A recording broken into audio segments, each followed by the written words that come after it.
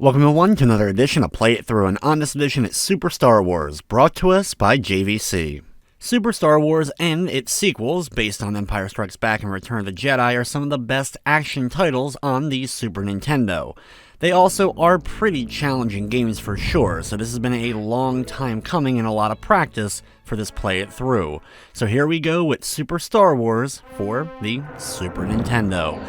When we make it back to the main menu, I'm going to go down to Options and change the difficulty over to Jedi. This gives us less health and makes the game a bit more challenging for sure, though there are ways to help us out later on, such as using Chewbacca instead of Luke, just because Chewbacca does start with more health even on the harder difficulty.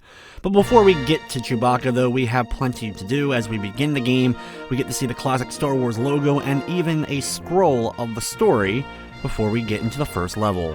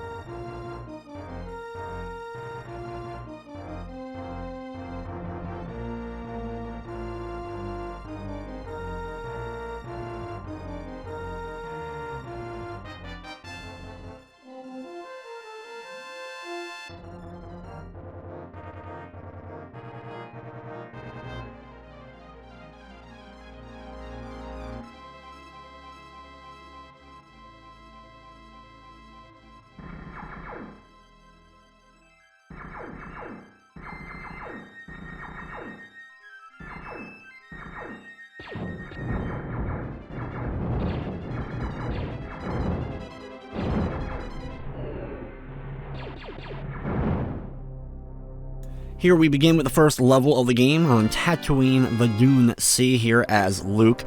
We're going to do a slide move quite a bit, as this will help us speed through a lot of the earlier areas, much quicker than just running on foot.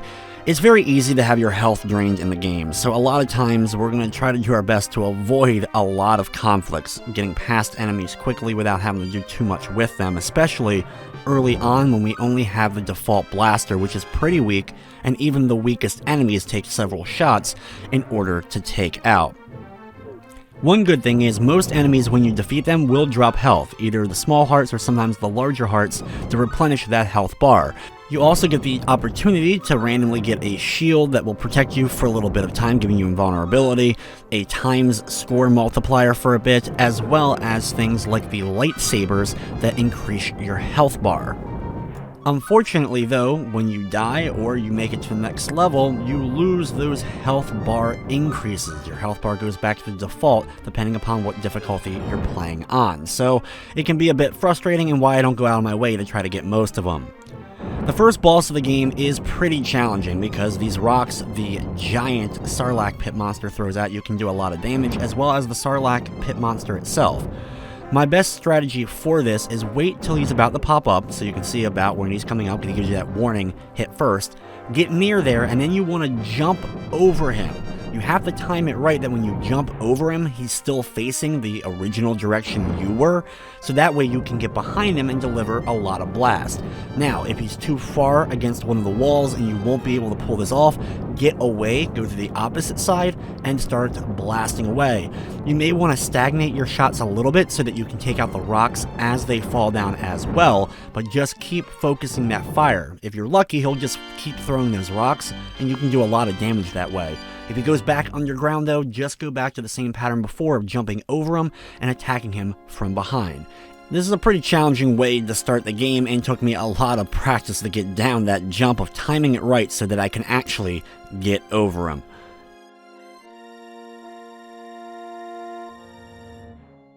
Level number 2 has some cool Mode 7. We get to do this 3 times during the game. Here, one more time with the land speeder a little bit later on, and then the last area of the game we get to control an X-Wing in a similar style. Your goal, as you can see in the upper right corner, is a countdown meter, counting down the Jawas that we are taking out. The best way to get these Jawas to appear is not just going forward. I found that doesn't really always work. A lot of times it's going back and forth side to side. You have a booster as well that can help you speed up, and I found that sometimes using the booster a bit can get the Jawas to appear, especially in the second one. I'm not sure if it's random, just good luck, whatever it may be, that ends up making the Jawas spawn so that you're actually able to take them out, but I found staying more still than really trying to go forward a lot is a better strategy. Now, once you do take out all the Jawas, you'll get a message across the screen to tell you to go towards the Sandcrawler. You can see that in the background. Use that boost and then just hold down the button and fly over any other enemies and things in your way until you make it to that next level. The next level of the game outside the Sandcrawler is another challenging level in a long line of challenging levels for this game. You want to make sure that you at least have your one gun upgrade that you got in the previous level, so you have the flame gun going into the stage. After going across the bottom for a little bit, you're going to jump into the Sandcrawler itself and start working your way up to the top.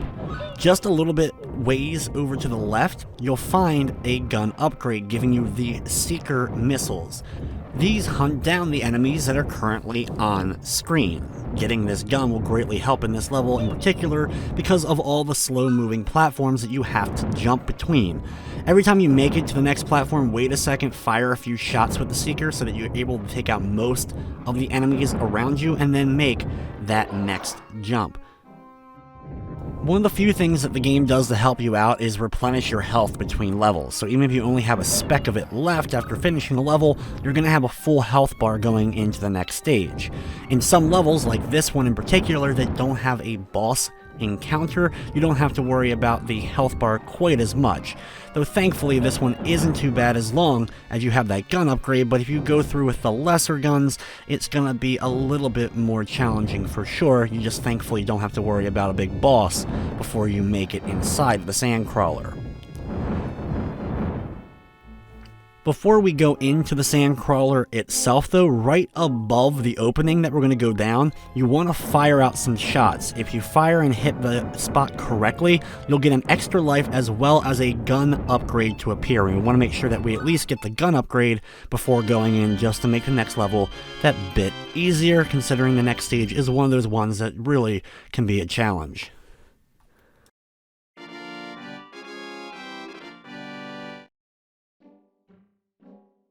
As soon as we begin the level, there's of course a lot of Jawas as to be expected in the hallways that we will be walking through the beginning of this stage. Since we got the gun upgrade, we now have the rapid ion gun that bounces all around the room that does a decent job at taking out most enemies.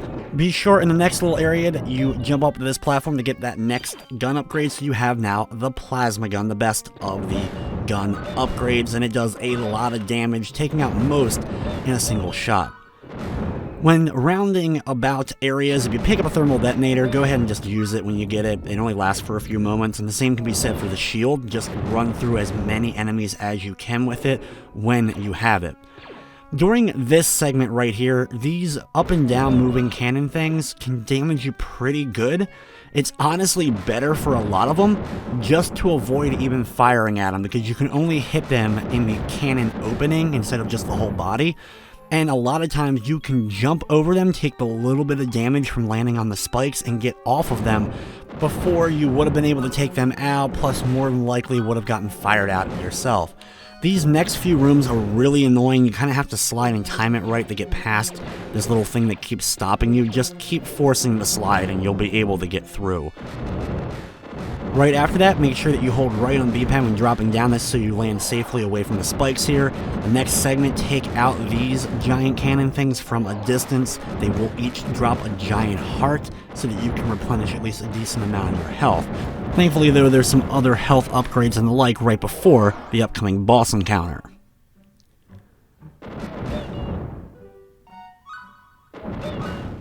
When you make it up here, slide underneath the crushers. Of course, just be careful not to get squashed. Just do it one at a time to make it through. Right down here is another one of those giant cannons. Take it out from a distance. You can pick up another heart if need be, but you're mainly just want to focus on trying to get over the opening. When you drop down here, immediately start firing over to the left and jump, trying to avoid this enemy attacking you. After defeating it, the next hallway has a series of jumps where you'll get all of these health replenishments as well as upgrades, so you have a decent health bar going into the next fight. For this boss, the best strategy I've found, instead of trying to actually take it on, dodging a lot of the attacks and the like, is just to get up close to it. This giant lava beast is going to take up a giant platform. We want to get on this platform with it and keep firing just a little bit away from it so we're not directly on it getting hit. But what you mainly want to pay attention to is every little bit it opens up to fire out that stream of fire. Potentially that stream of fire it comes out with can potentially knock you off of the platform you're standing on if it hits you multiple times in a row.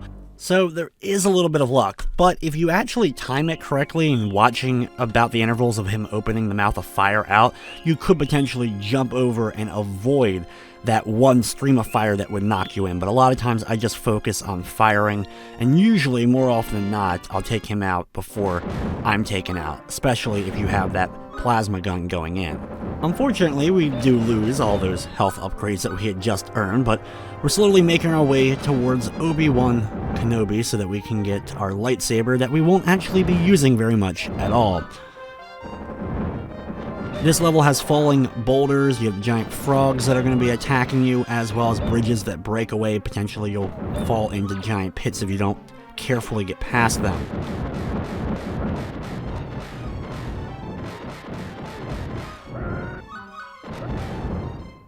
During this segment here, a lot of the sand people attacking us, as well as womp rats and the like. If you get a shield at any point, just kind of go through. A lot of times at least one enemy will drop a shield during that, or a thermal detonator to try to help you out.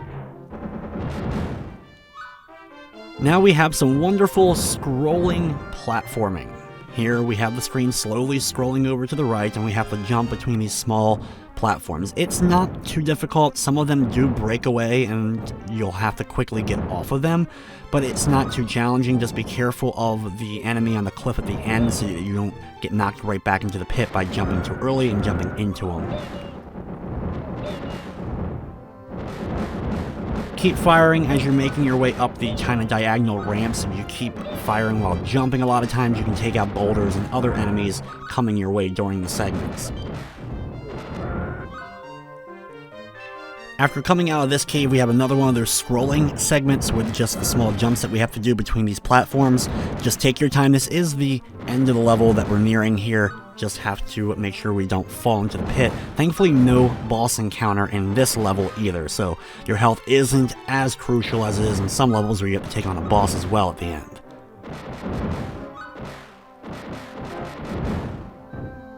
At the end here, make sure you take out the enemy above so you don't accidentally jump into them, and then when you fall off, hopefully if you just hold right a little bit, you'll land on one of those platforms down. It's a little bit of a leap of faith, but once you land on one of them, quickly jump up and onto the platform where Obi-Wan is. We get a little cutscene before the next level.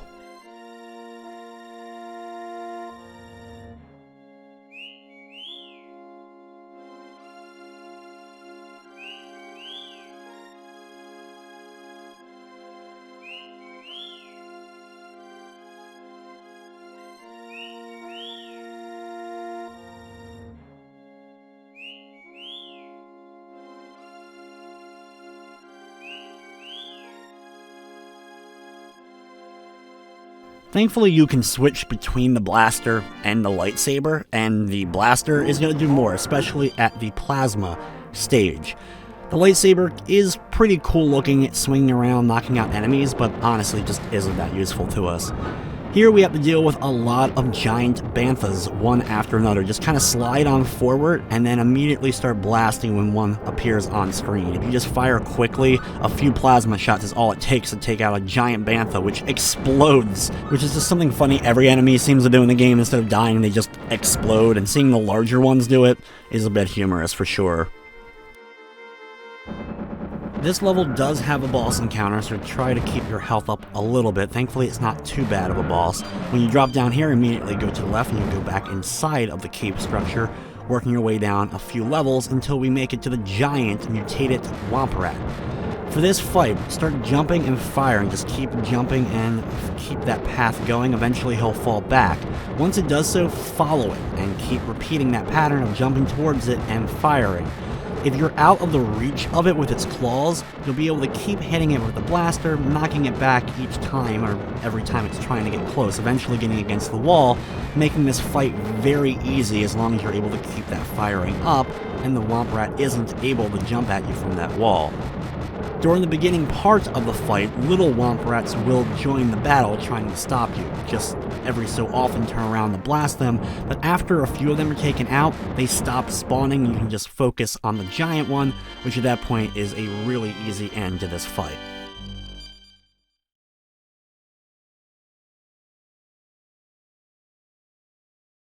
Next up is the second of the land speeder levels, another use of the Mode 7, looking pretty cool here on Tatooine as we're making our way towards Mos Eisley and that wonderful cantina.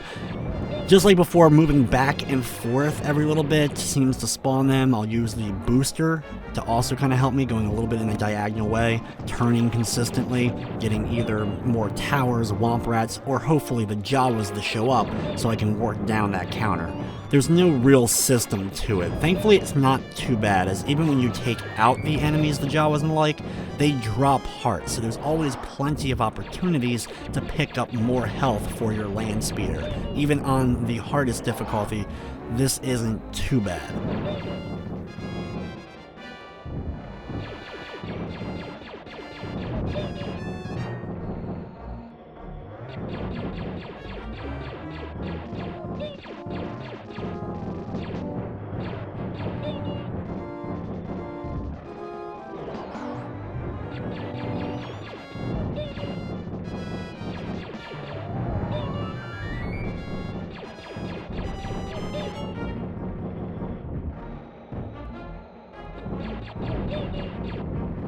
It may take a little bit, but eventually we'll take down enough Jawas so that we can speed our way towards Mos Eisley and move on to the next level.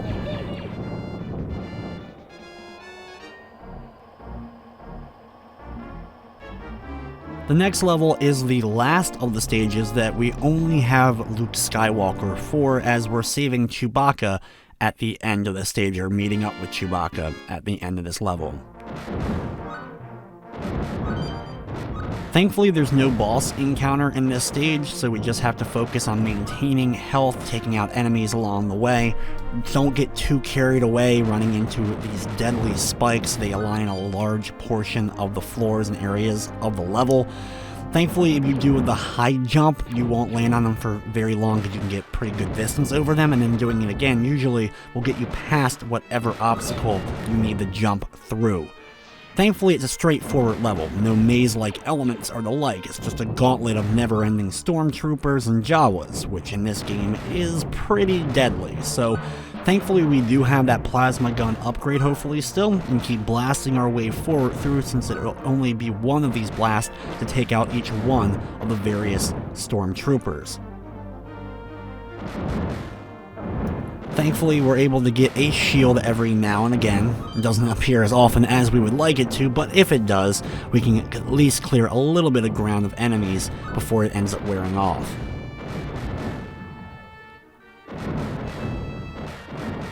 During random parts like behind these blocks and the like, if you fire, you may get a big heart to appear, so keep an eye out for those, that you may potentially be able to refill some of your health that's probably going to be much needed in a level like this.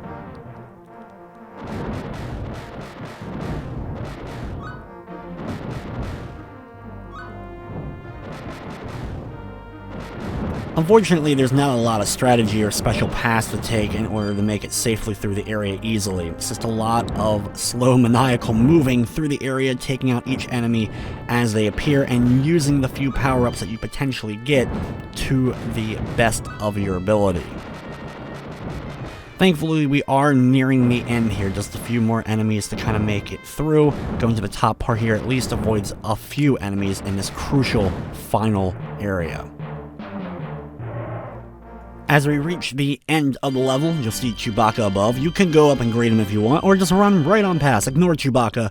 Either way, you'll still complete the level. And now, as we begin the next stage, the Cantina, you get to select whether you want to be Luke or Chewbacca. And pretty much for the rest of the game, Chewbacca is the better choice, mostly because Chewbacca starts with the second gun instead of the default blaster, so you already have a leg up when you do end up losing a life, as well as you can see, has an increased health bar right away.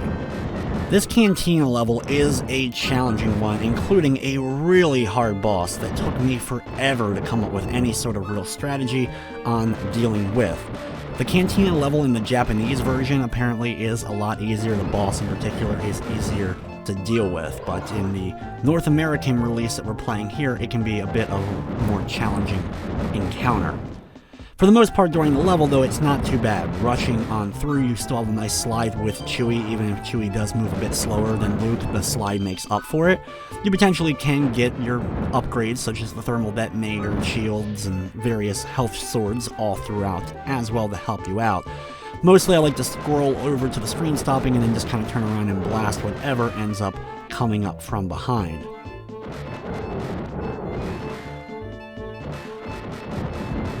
As the screen scrolls here, you're immediately attacked, so we'll stop and stand still for a second, taking out a few guys before continuing on. It's just a straightforward hallway, nothing fancy really about it, just being ganged up on by the various aliens until we make it to the boss at the end here. Now for this boss, this is a really hard fight, so the best strategy I've really come out with is doing intermittent shots. If you time it right, you can stun him for just that second, causing it to go backwards. If it launches forward at any point, blast away to at least halt it, and then instead of standing still, jump a little bit forward, just a little bit, and keep blasting. Hopefully by doing this, you'll cause him to move back as well each time that he ends up charging. Keep an eye on your health for sure. This is a really tough fight. If you stand still when he runs forward, a lot of times you're going to be stuck against the wall along with him, and your health will be drained really quick. There's little short jumps as well as the intermittent shots to kind of stun him seem to be the better bet.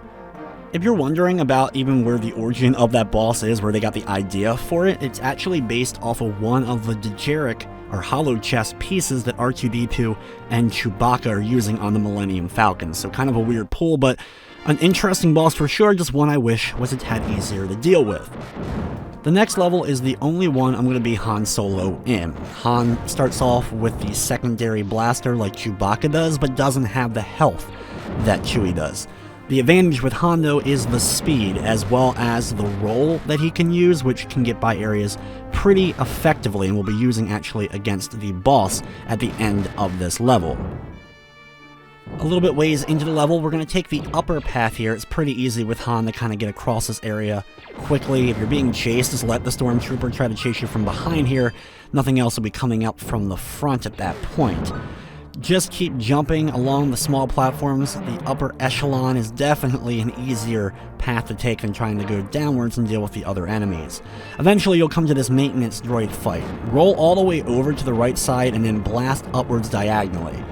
Right here is a nice safe spot. It's not a guaranteed every time you're gonna avoid every hit, but usually, more often than not, if you're right against that opening into this area, you'll be able to avoid most of the damage from the droid and take it out. It's another weird kind of challenging thing to deal with in the level, and it's not even the end. The next segment, we're going to do a series of rolls all the way down these slopes, allowing us to get down pretty quickly, avoiding most of the enemy contraptions trying to stop us and getting us inside here. Jump up to this platform, take out the enemy. Thankfully, we get a health sword. You'll potentially get some health as well. You may need it as we've made it a bit far into the level. Take your time during these segments here, as you have these claws as well as the other lasers trying to fire out. If it's just a single claw and an opening next, you can roll underneath of it, but you have to time it correctly so you can get past it. You can do the same for some lasers that are high up, but other ones that you may need to kind of get around platforms or the like, or mines that are on the ground. For example, here, you're going to want to stop and then take out before attempting to roll through. Wait for the electricity to dissipate before, of course, continuing on, and then as soon as you get up this slope next, take out all of these enemies, Before moving on, there's a bunch of mines right after them and along the next little hallway as we're nearing the boss encounter. For this boss, we're going to use Han's roll to stay underneath as best as possible. Start off by taking out the middle part of it, and as you can see, you have to blast each segment of the giant hovercraft. Just keep rolling when necessary, but if you're near the edge of it as it's scrolling through, you can fire upwards in a diagonal direction or straight up and still be able to clip it without having to expose yourself to the firepower of the machine. It may take you a little bit and you may have to come out of safety just a little bit, but this way at least allows you to avoid a lot of the potential fire. Once you've taken out all of the other segments, just stand underneath it as it flies back and forth overhead and keep blasting up to finish it off and move on to the next level.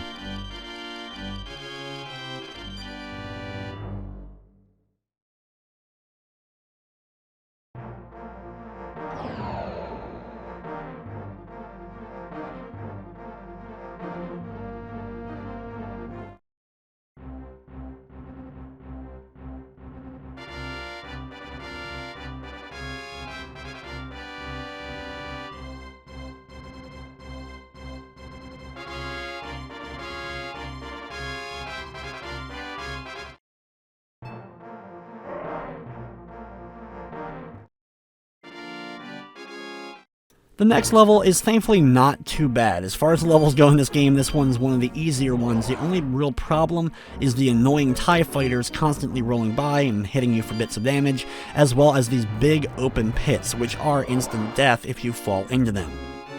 We're going to pick Chewie again, even with Chewie being slower. Doing the jumps in the air kind of negates part of his slowness factor, as well as the increased health will more than likely help us survive throughout most of the stage.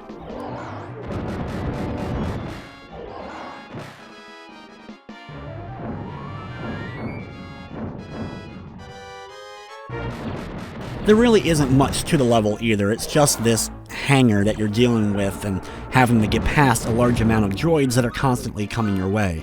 The annoying TIE fighters, some of which you'll be able to slide underneath, or just once you've taken out the annoying droids, just keep jumping back up into the air. There is some health along the way to bring your meter back up, as well as there are plenty of enemies as well, as you've noticed that you'll be able to take out and keep that health relatively high up before we make it to the boss encounter.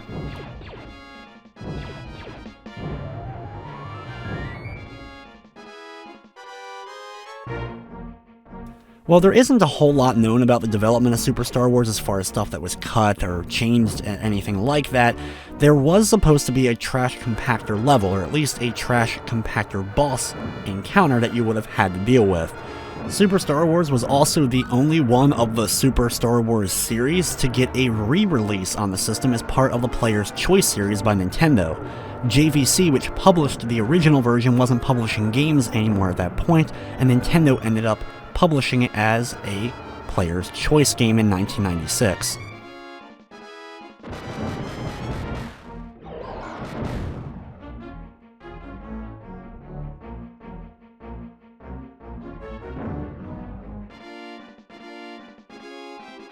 After what feels like an endless hallway, we finally do come to the end, at least the boss encounter, as we deal with now the giant Imperial defense droid. This hawking beast of a creature you have to fire at when it ends up opening up, and this means on either side of it, so even if you're below it and behind it, you can fire up at it in order to do damage and easily take it out with the giant blaster. It'll jump backwards trying to land on you, but you'll be able to keep your distance away in that little opening and keep firing up every time it opens up and drain that health in just a few moments using your powerful blaster. Now for the next level, instead of picking Chewbacca, we are going to go with Luke just because of the increased speed. This will help us out in this stage in particular.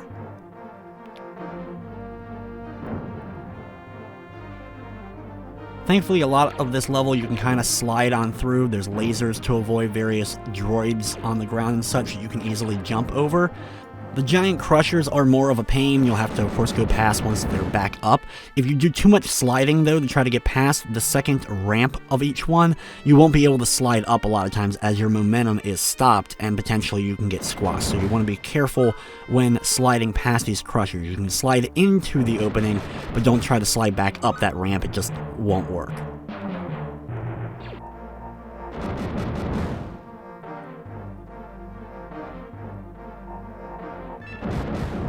Use the platforms to fire out at the various droids before attempting to make your next jump. Sometimes you can get knocked off the platforms or in the air easily and end up falling back downwards. When you make it to the top here, go to the left. There's a lot of enemies. Just keep moving quickly, fire if need be, but you just want to try to move through the area as quick as you can. Sometimes you have to wait a moment for the elevator little platforms to line up, and that gives sometimes enemies an opportunity to come at you, so be wary of that. At the top here, you can grab a big heart over to the left before then continuing your path over to the right, dealing with more of the giant crushers and droids.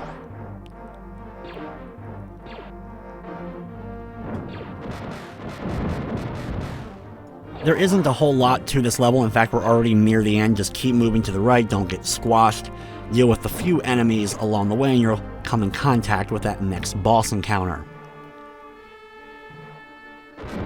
Immediately get underneath of it, stand kind of still, avoid the bombs it drops if need be, but you want to keep firing up when it opens up. This way you'll be able to do damage, take out any of the stormtroopers. It ends up dropping immediately, so you can then refocus on the ship itself. Make sure that you're not directly underneath of it when that lightning comes out, and when it ends up going to its second form, immediately go over to the right side and start blasting upwards. It's going to try to get away from you and start blasting with a lot of firepower, so you meet up with it immediately as it opens up to that second segment, and you'll be able to hopefully take it down before it really gets going.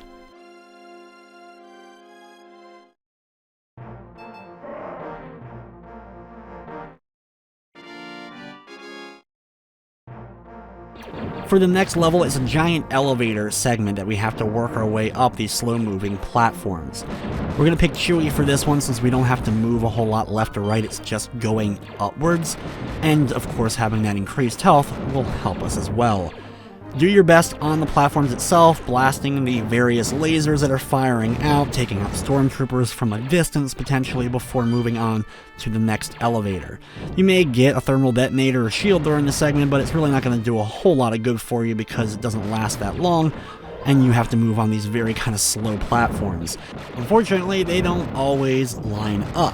However, enemies do respawn if you go too far off screen, so as you're scrolling on these elevators, you may go too far up or too far back down, and the enemy you just dealt with a moment ago will end up reappearing. You have to go back and forth sometimes a few times before finally they will line up so you can continue moving upwards, but eventually they will, so you can keep going in this level.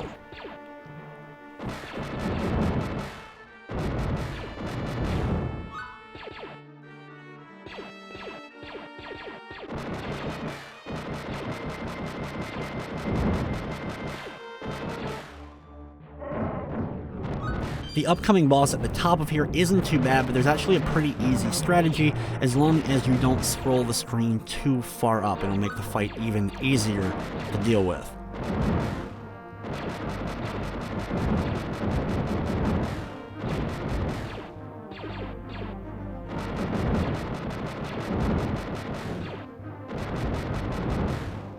When you make it here to this elevator in the middle, you'll see the sides change up a bit. Instead of immediately jumping to the platform as high as you can, just jump a little bit. Fire at both the left and right without jumping or going too far up the ramps, then take out the two droids before getting to the center part and blasting straight up. It'll take a little bit of time because you're only going to be able to hit it a few shots each time it comes down, but any fire that it gets out is going to come straight out of it and down right at your blaster, which you'll destroy, so you won't take any damage from it and you'll be able to keep firing up safely to deal with the tractor beam.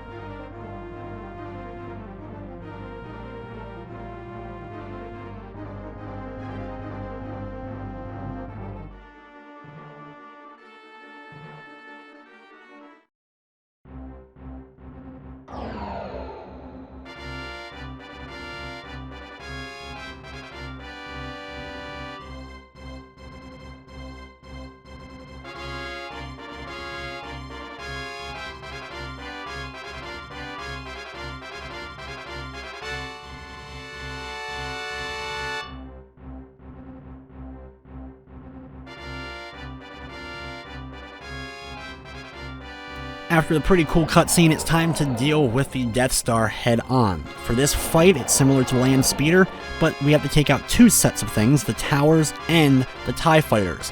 To get them to appear similar to the Jawas, we're just going to keep kind of moving forward using the booster a little bit and switching our line of focus. Switching where we're looking is a decent way to kind of get the enemy not too much on screen so that their blast won't be coming directly at you, and you can keep changing up your perspective for enemies to keep on spawning.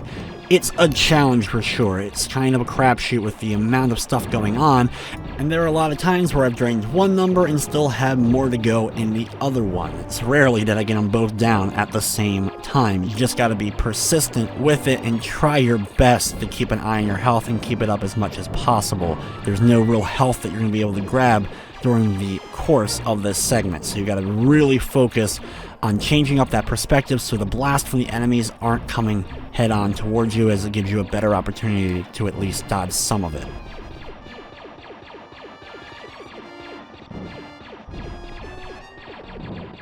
As soon as you bring both numbers down to 0, you immediately get taken to the trench run. For this segment, you'll notice you have your shield, so that's the amount of shots you're going to be able to take. You want to keep that, of course, up. Don't really focus as much on taking out the TIE fighters. Focus more on their various blasts that are coming your way. You can take out their fire, and do so pretty effectively. So focus more on that, and you'll slowly see that the distance between you and the opening for the reactor is being counted down at the bottom part of the screen. After going for a while, you do have a little mini boss encounter against Darth Vader's TIE fighter before then being able to finish off the Death Star.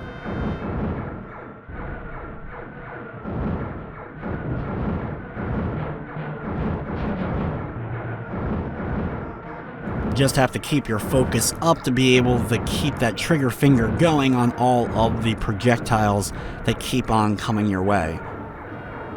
You thankfully do have a fair amount of health in order to kind of deal with this segment.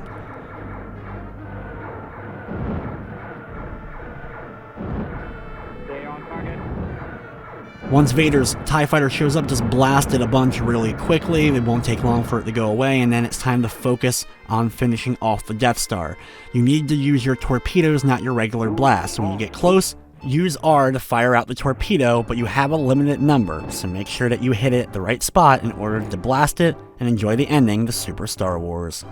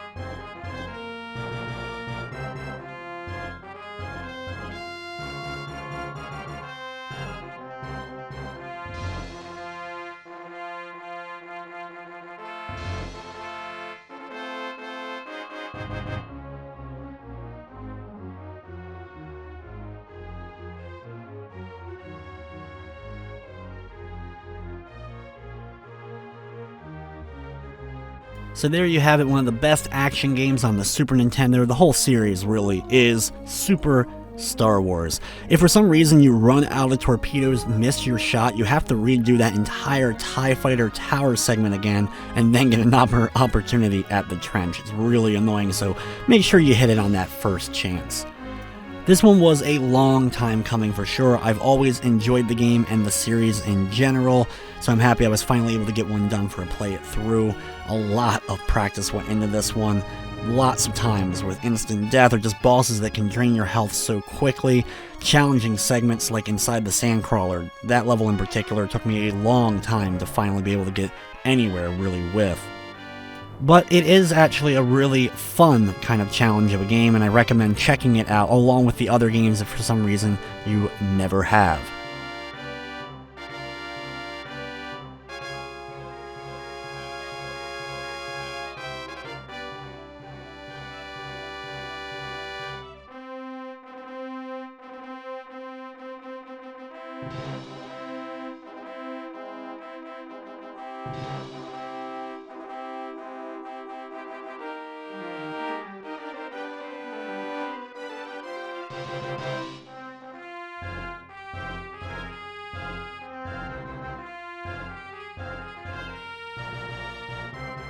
As the credits finish up, we get the end as well as our final score and the message of "You are a true Jedi Knight" at the bottom. We can then go back to the main menu and start this one all over again, but with that, it's going to wrap up this episode of Play It Through. I'd like to thank you for watching, and of course, I hope you enjoyed.